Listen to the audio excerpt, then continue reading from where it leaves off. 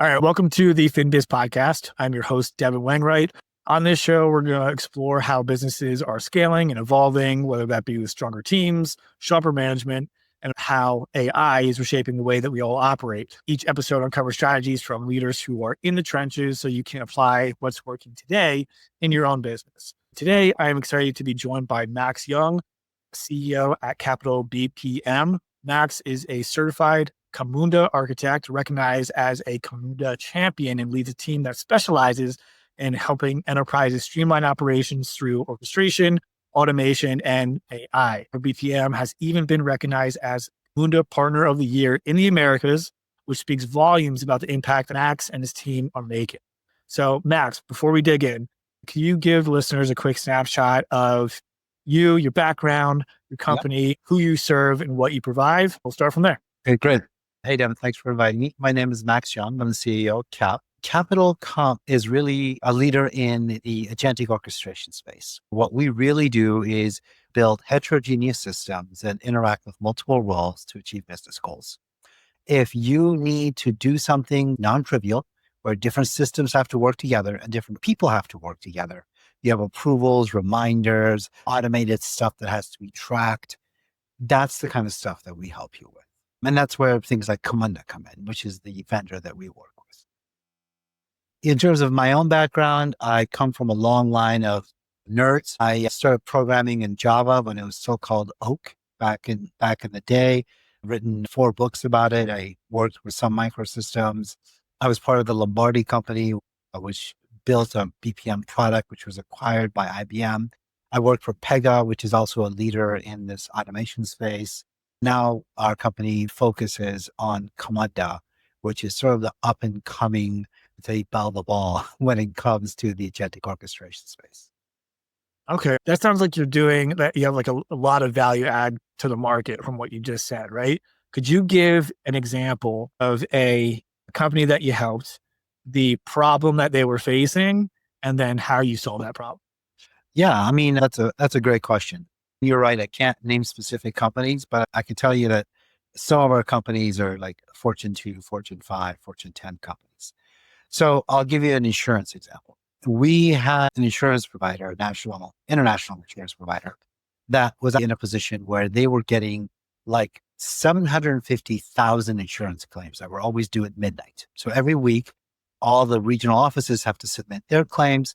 They come in a burst, 750,000 at a time. And then the company had to run essentially a tip-top IBM system that had to be super tuned, and it had to run for 8 hours straight to process all these claims. It was very expensive because they had to keep it humming along at optimal capacity because they couldn't not have it on Sunday nights at midnight. Dealing with these claims is not trivial. You have all sorts of secondary systems that you have to check and validate. You have potentially approvals and reviews that have to happen. So this wasn't something they could just write and get it done. We took that problem and we scaled it in such a way that we use an orchestration system like Camunda.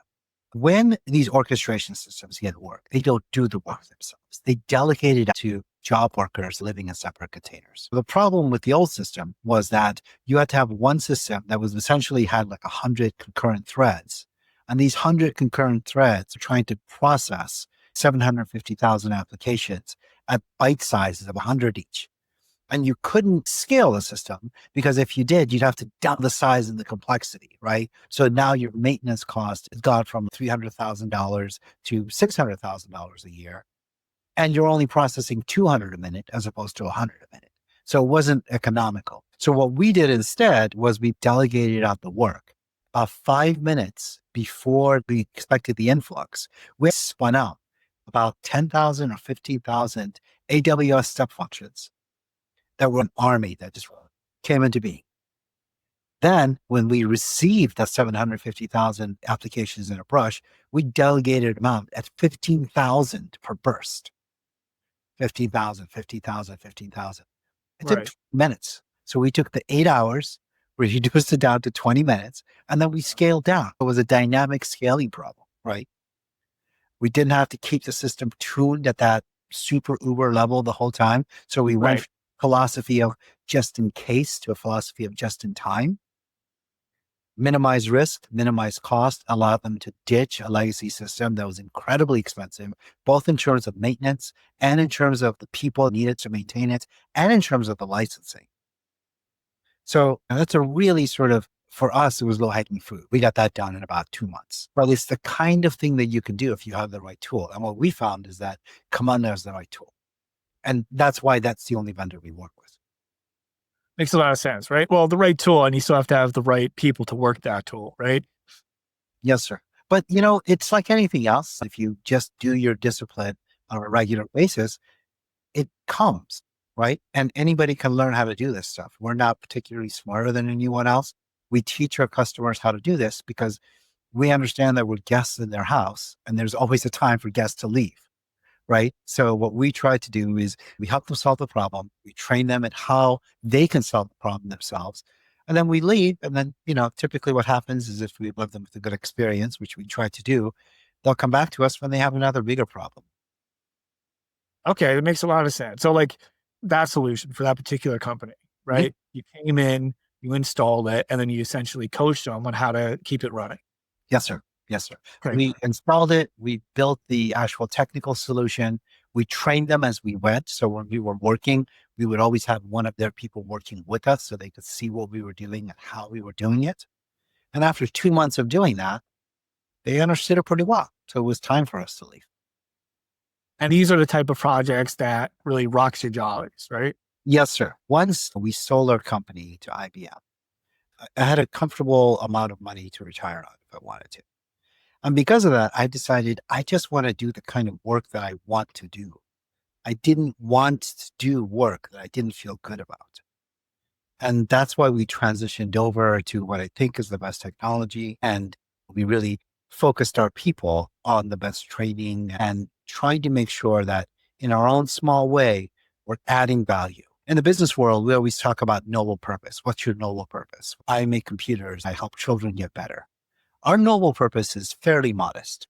My noble purpose is to help my customers save a little bit of money so that they can give their employees a bonus on Christmas and their kids end up getting a bike.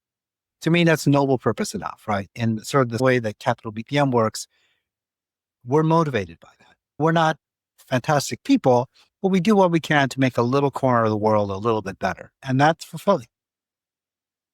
Christmas is right around the corner. I got 2 kids. What areas of Capital BPM right now are you most focused on personally? Is that client delivery, product, or team building? As I said, I'm a pretty good technologist and I like being part of the technology solutions. I like going into a customer and trying to diagnose what the problems are, what the opportunities are, and helping them understand what that is. But my team is a lot better than I am. My CTO, Dimitri, is a monster. He cannot be stopped. I've been trying to give him a problem that stumps him for 9 years and have not been successful.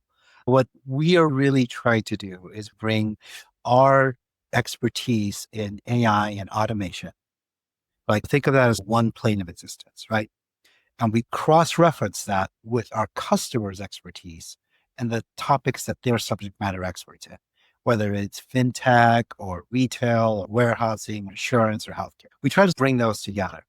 And I'm always reminded of something my father used to say, which is that inspiration is the spark that happens when two planes of knowledge intersect.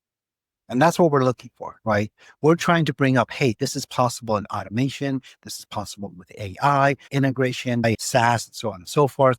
And then the customers come to us and they go, well, there are new regulations in healthcare that make it easier for us to deliver remote care or consult and like an expert who's at a different location or whatever the case may be. And we say, how can we put these things together in a creative way? And that is really fulfilling. I feel like I get to play chess or do a crossword all day long. It's a fun way to spend your days. Now, again, that sounds like a tremendous value add to the market and to your customers. So with those people that you do want to work with, I think the listeners would like to know, what are you doing to work with more people like that? Yeah, good question. Honestly, I think we're a boutique shop. We're fairly small, about 50 people. What that means is that on the one hand, we get to be very, very good at what we do. Everyone on my team is really focused.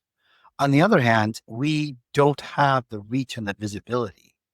I think there are people out there that wish they knew people like us that could help them solve their problems. Frankly, we wish we knew them so we could help them solve their problems.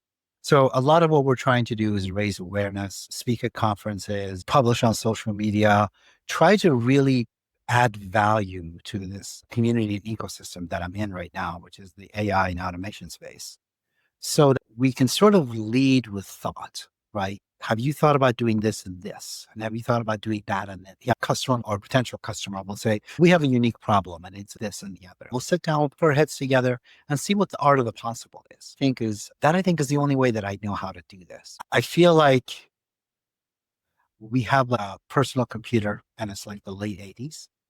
And if more people found out about it, they'd be really excited. But it's difficult to reach the right people with the right information. And frankly, I don't blame those people. There is so much spam and garbage and big promises happening right now. It's hard to know what to believe. It's hard to know who to trust. That's why we make such a big deal about the fact that we have certifications and industry recognitions, because hopefully it gives us just 10 or 20 seconds of credibility so that customers can say, well, okay, at least these guys aren't completely full of crap. Maybe I'll give them a chance to say what they have to say. And then we just try to listen, we try to be decent, we try to be hardworking, and we try to solve real problems. Let's go back to clients. Where are you seeing the most traction with your clients right now? Good question. A lot of my clients are trying to get their head around what AI means for them, right? So a lot of customers are saying, okay, there's this thing that seems to have a lot of promise, but they remember blockchain and they remember like Web 2.0 and IoT. And they're like, was there always a there? A lot of them really just want to be educated on this so they can cross-reference their expertise with what's really happening and see if there's something there for them. Let me give you an example. One of the things that people talk about a lot these days is agentic orchestration, right? We talk a lot about the agents, agentic orchestration. And when you say agentic orchestration, everyone kind of nods their head. Yeah, agentic orchestration. But a lot of people don't even know what that means, right? So here's what it means. Imagine that you have built a robot. It knows it can cook your 3 favorite deals. Like it can do salmon, it can do steak, and it can do pasta. This robot wakes up at 2:00 in the morning. It knows how to go to the kitchen, turn left 45 degrees, reach the pantry, get the flour, go over to the fridge, open it up, get the salmon. It can do like this for you, right? That's great. That's fantastic. Over the course of a lifetime, you've automated something that will pay off. It's much less expensive than having like a personal chef or something, right? That's traditional automation. But it has limits. Like, what if I want something else? What if I get sick of pasta and steak and salmon? What if the salmon is bad one day? What if the flour is a couple of millimeters to the left and the robot can't grab it when it needs to? How do I change that? Well, you could invest in your system and add nuance to it, but that's a big machine. And when you make those changes, you got to test the whole thing again, right? There's an alternative. Instead of this big, bulky robot that moves around your kitchen, you have a bunch of smaller robots. One robot specializes at getting items from the pantry. One robot knows how to check for freshness. One robot knows how to open and close the fridge. One knows how to saute mushrooms, and then one knows how to do onions, right? So you have all these small robots flying around the kitchen. And then kind of standing back, you've got this maitre d' robot, right? This is your agentic orchestrator. He's saying, okay, check the salmon and let me know what happens. And if it's not good, maybe we'll make a little pasta with chicken tonight. He's orchestrating the work that these other smaller robots are doing, making real-time decisions based on feedback. You, as the owner, can start to add, remove, or replace things. So you can say, you know what? I really like shiitake mushrooms. I'm going to enhance the sauteing robot so it knows how to do shiitake mushrooms in a way that's more nuanced than just onions. Or, boy, I'd love to have a wine recommendation with dinner. I'm going to put a sommelier robot into this mix. He coordinates that with what's happening, right? Or I want regional food and I'm going to have a shopping robot that orders stuff that's in season and localized for me. You can change and enhance the system in a way that allows you to be really flexible and to control your risk. You can say, if I'm just changing the way the shiitake mushroom guy works, I don't need to test everything else. I can just swap this piece in and out. And where this becomes really powerful is, I'm going to take a stretch here, but bear with me. Imagine the 26 letters of the English alphabet, right? By themselves, 26 letters, no big deal. But with those 26 letters, you can have the entire works of William Shakespeare, the King James Bible, the poetry of E. Cummings and Maya Angelou, the entire history, right? You can encode that with just 26 letters. Imagine what you could do with your business if you have 7, 8, 9 agents that can be creatively orchestrated by a Main Street robot that's been watching you, learning from you, and guided by your heuristics. I think that opens up a really interesting thing. It opens up what I call opportunity. We have this concept in the business world of opportunity cost, right? If I do this thing, I won't have time or resources to do that other thing. To me, opportunity is, hey, I took advantage of this opportunity, and now I can see more opportunity that's beyond it that I couldn't see before because the old one was blocking me, right? I found a way to sell items online. That's great. But now I can find a way to let customers finance items online. I can add enhanced services. And I think this is where the power of an agentic orchestration becomes really powerful, because it allows people to solve next level problems, more nuanced problems, allows them to see it, to feel it, to experiment with it, and to safely get a sense of what it is. I think that's really powerful. I think this is a really cool time to be doing what I'm doing. So I feel very lucky about that. If Elon Musk gets a hold of this, I think he's probably going to be next up to build one of those robots, right? All jokes aside, it sounds like you're really able to orchestrate and automate so effectively for your clients. What does that look like inside the company, and how are you applying more of that internally at Capital BPM? Yeah. So what we're really doing is we are trying to make things smaller, right? So rather than having one big contraption that solves a problem, let's say a mortgage application system for a bank, rather than having one end-to-end system that does everything in sort of a black boxy way, we decompose the task into logical units guided by the people who know the mortgage process. They'll say the underwriting people are different than the appraisal people, who are different than the house inspectors, who are different than the customer service reps, who are different than the loan officers. They'll decompose that. And then that's where they bring in industry knowledge. And then we take those decompositions and we built little agents that can do that thing. Maybe doing that thing means we reach out to an appraiser and find one within the price point region and date that we want. That's maybe the first iteration. That's one logical robot, not physical. And then maybe we have another one that returns a customer's call and gives them status on the loan going. And that becomes another robot. We start to string these guys together in a way that's flexible, that can have things swapped in and out, that ends up solving the problem in the only way that actually works, which is by decomposition, analysis, and recomposition. Incredible insights, man. Well, I've had a lot of time to make a lot of mistakes. fair enough. Well, Max, I know you have a hard stop at the half hour. I do think that we got a lot of great information there. So fantastic conversation. Thank you for being so candid about your journey, your perspective on where the industry is heading. I know our listeners are going to get a ton of value from this. So Max, anyone that doesn't already know, where can they find you? capbpm.com, capbpm.com, info at capbpm.com. We're all over LinkedIn. Go to YouTube, find our videos. And I'll actually be speaking at CamundaCon in New York City, October 7th and 8th. So if you're around there, let's talk. I'll have a beer. I'm very conversation friendly. I love talking about this stuff. Perfect, man. Perfect. I'll add some links in the thing. Thanks again for coming up, FinBiz. To our listeners, if you enjoy this, follow the show, share it with a colleague, keep the conversation going. I'm Devin Wainwright, and this has been FinBiz. Thanks, Devin. Appreciate the opportunity. Take care. See you now.